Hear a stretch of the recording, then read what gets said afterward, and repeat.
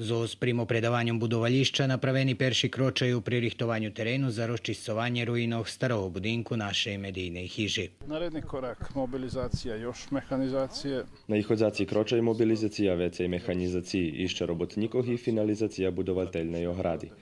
Bude vypatrať, jak práve budovalište mať svoju formu.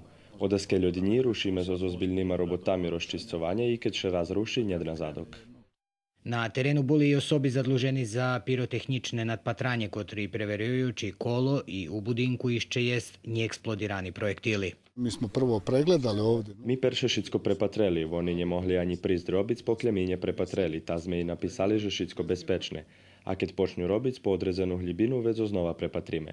Пеняж за роботи обезпечила Покраїнська управа за капітальне укладання. По розчищуванню терену і будинку докидішньої телевізії «Новий Сад» очікує, що тако й почне будування нового об'єкту.